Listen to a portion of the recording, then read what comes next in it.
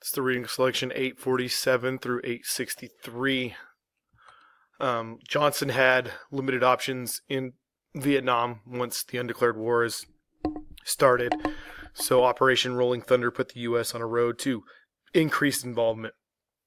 First, it starts with bombing campaigns, followed by a pause of U.S. aid, which yielded little results and led to more and more ground troops being involved.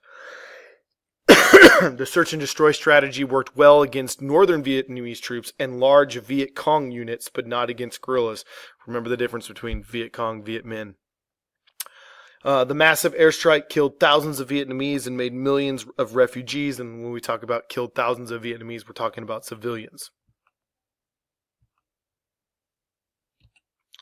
Protests against the war quickly followed the deployment. In 66 and 67, anti-war activity changed from being respectful to direct confrontation, and protesters directed their ire at the draft. We have a draft. People burn their draft cards.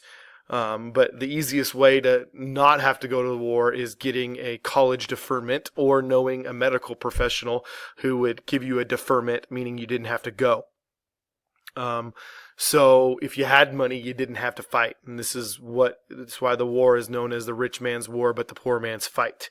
Majority of the individuals who fight in the Vietnam War are poor and minorities. African Americans served way beyond the percentage of their population in America, and the draft, resistance, and popular media were vehicles of protest. The selective service system, coordinated military conscription, which is the draft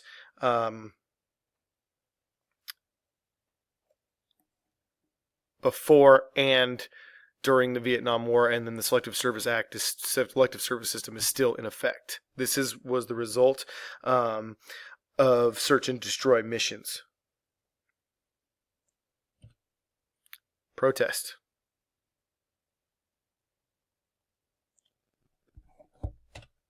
The anti-war movement was part of a growing grassroots activism among young people, and it took much of its tone from the Students for a Democratic Society.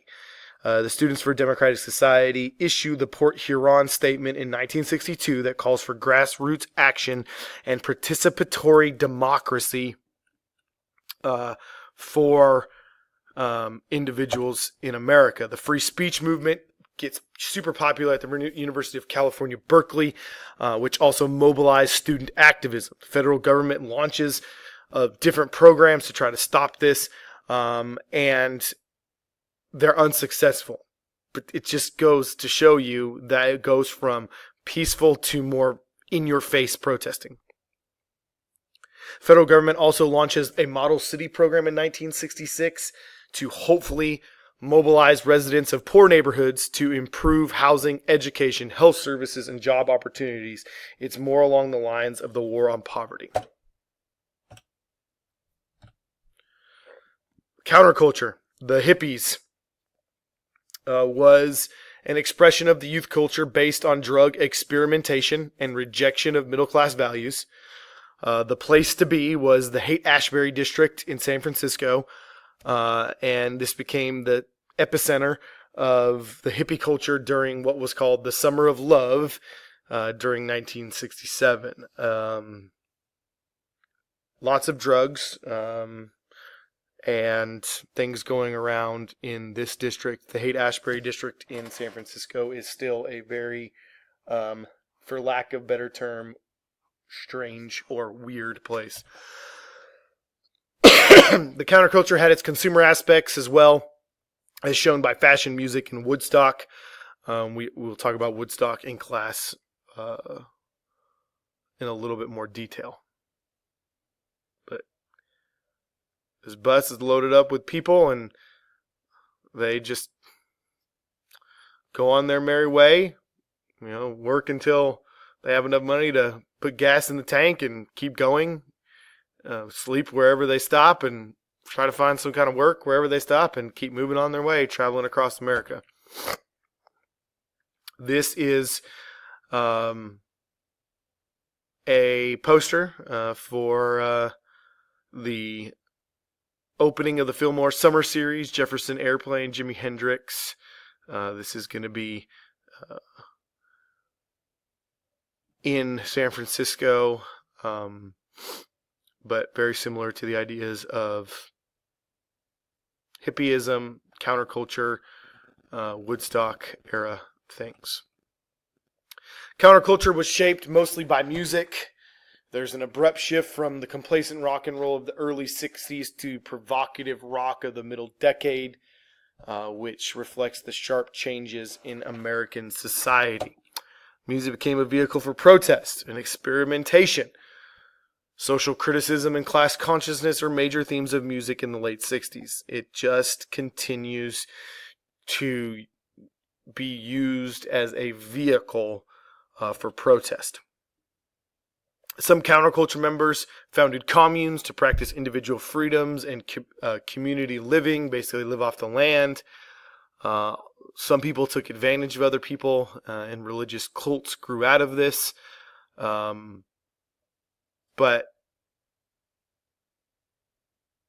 hippies were all about peace and love, and the 50s were just so, everybody was just so wound up so tight, and the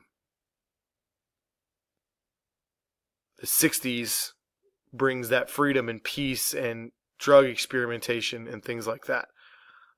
Here's a chart of why we were in South Vietnam, pros and cons, so it might be something you hint want to know for the test. We have the feminist movement. The revival of the women's rights movement was helped by a presidential commission on the status of women in 1961, with the inclusion of gender as one of the categories in the 1964 Civil Rights Act, and the founding of NOW, or the National Organization of Women, in 1965. Mainstream feminism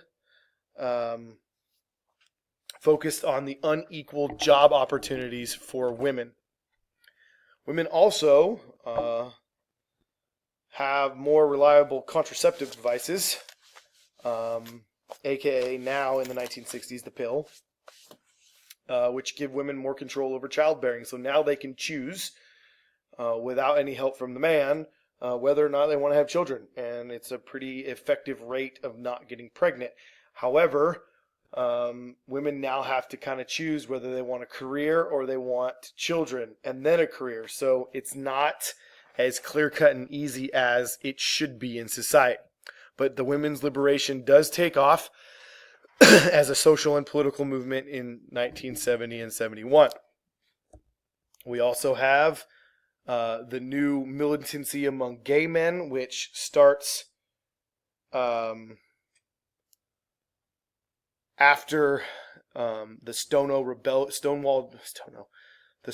Rebellion, where police raided a hotel in New York and kind of publicized the names of the men were there, even though that shouldn't have happened.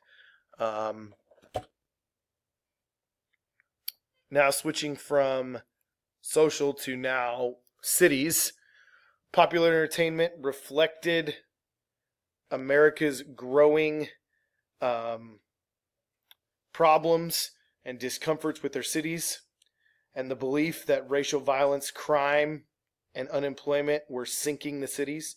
Many urban problems were associated with second ghettos created by African American migration in the 50s and 60s, and people are just tired of the conditions of their cities and what they're having to live in. Race relations cause many problems. African Americans had limited access to decent housing, the best schools, and many unionized jobs. Residential ghettos trapped African Americans who tried to follow the expectations of mainstream society. Central cities were facing problems that related to aging infrastructure, decaying utility and transportation systems. Things are just getting old, and we need to invest in those cities and invest in those things in order for them to be successful. Then the Watts riots happened in 1965. which scared many whites, but also were seen as a protest against the problems of ghetto life. And by 1966, lots of cities are suffering riots and problems due to living conditions in those cities and things that need to be changed. Politicians were reluctant to admit African Americans and Hispanic Americans had an actual grievance and blamed lawbreakers and, the bad guys, quote unquote, for the problems.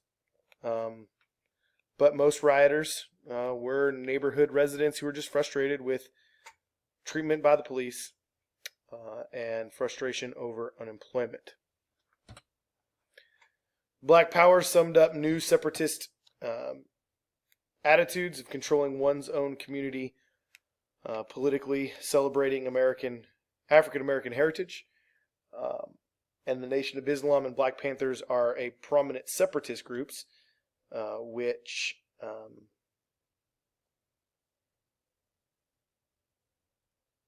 cause violence or preach violence. Malcolm X being part of the Nation of Islam, Black Panthers, who preach violence as well. Latinos in the Southwest developed Brown Power in the late 60s. There were three thrusts where Hispanics in rural New Mexico demanded the return of lost lands by Anglo Americans. In Denver, the Crusade for Justice stressed cultural traditions and community control of schools, and Cesar Chavez worked on organizing workers, especially farm workers, so they could have their own rights. Native Americans, Red Power, came up with the Native American movement and other organizations for equal access to American society and to preserve their culture and traditions. And they actually, here's Malcolm X. Let's start there, going to his home after it's been blown up. Here is Dolores Huerta and Cesar Chavez. Cesar Chavez has the United Farm Workers, which is in cahoots or in line with the AFL and CIO. And then here is, as I said, Dolores Huerta, who will lead a nationwide grape boycott so that these farmers and pickers of grapes can be added to the United Farm Workers. And it is a very successful campaign. Native Americans want back Wounded Knee. They want back Alcatraz. They want back Mount Rushmore, all lands they believe are theirs, and they don't get any of them back. In the 1960s, the United States became a suburban nation. As we talked about in the 50s, it starts moving towards suburbanization, but the 60s really usher in the suburbanization, and the suburbs capture the most new jobs because people are flocking to those areas. Constructions of airports at the edge of cities stimulated developments of fringe hotels, office spaces, corporate offices on the outside, towards the suburbs, near the suburbs, which hurts the inner cities. What was known as the suburban ring gains a growing share of public facilities, and the suburbs also gain greater political power, especially after the Supreme Court ruled that legislative seats be apportioned by population. So wherever the larger population is, legislative seats would be. So if people are moving out of this main city and into the suburbs would gain more political power. Court mandates school integration, instituted crosstown busing, which arouses protests. Baker versus Carr is a Supreme Court decision which talks about one person, one vote, and the state legislative districts changing of the voting and the power. Swan versus Charlotte Mecklenburg, that's a mouthful. Board of Education, where the Supreme Court upheld cross-city busing to achieve racial integration of cities. A lot of people don't like the busing, but again, the schools aren't going to get their money if the schools are not integrated. And that is the reading selection 847 through 863.